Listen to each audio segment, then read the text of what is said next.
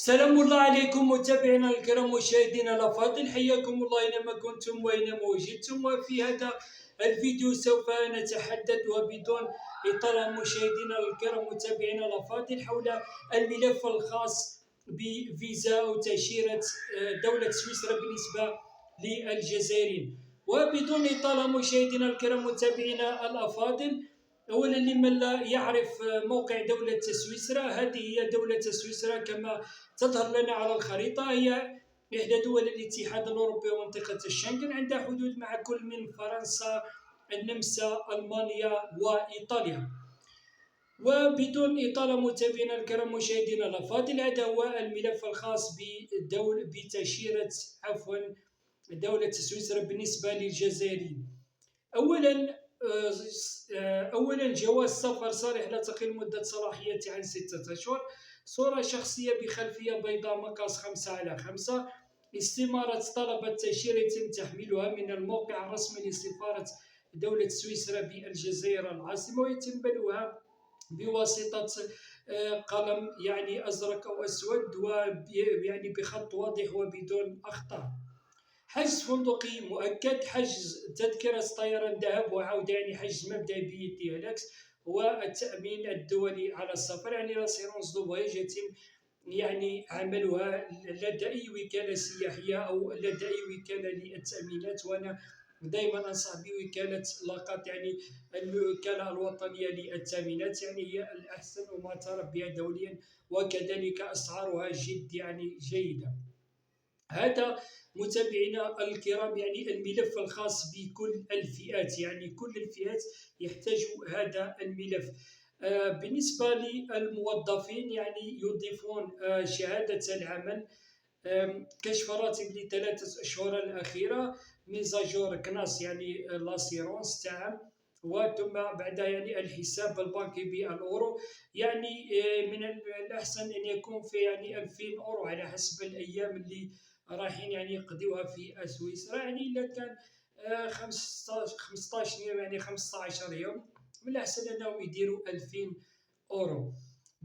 وكذلك تيتر كونجي واسمه التصريح بالعطلة هذا.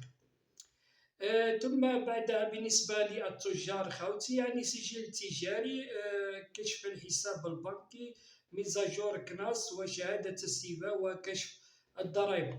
بالنسبة للحرفيين شهادة الحرفي، كشف الضرائب، شهادة السيفا، والحساب البنكي بالأورو، وميزاجور كاسنوس. بالنسبة للفلاحين بطاقة الفلاح، ميزاجور كاسنوس، الحساب البنكي، وكذلك شهادة السيفا وكشف الضرائب. بالنسبة للطلاب عندهم بطاقة الطالب أو شهادة مدرسية، يضيفون معها ملف الضامن الكفيل اللي راح يكفلهم، سواء كان الأب أو الأم.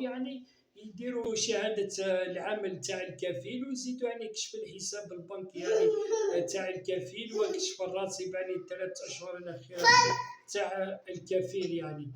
بالنسبة لكيفية الدفع خوتي، الدفع يتم على مستوى سفارة سويسرا بالجزائر العاصمة والكاين مقرها بالمرادية.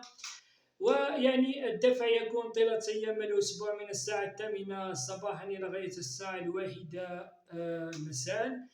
وتعتبر فيزا دولة سويسرا من أسهل الفيزات بالنسبة للجزائريين، حسب الإحصائيات. عام 2023 وإلى غاية عام 2024 احتلت دولة سويسرا المرتبة الأولى من حيث منح التأشيرة وعدد منح التأشيرات بالنسبة للجزائريين.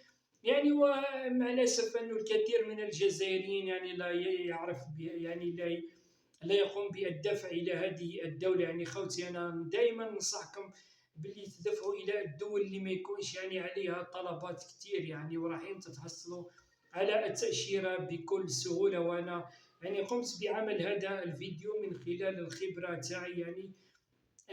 لقيت بأن دولة سويسرا تعتبر من بين أسهل الدول بالنسبة للجزائريين. وتأشيرة دولة سويسرا هي تأشيرة شنغن، عندما تتحصل على تأشيرة سويسرا تستطيع السفر أو الدخول إلى كل دول الاتحاد الأوروبي.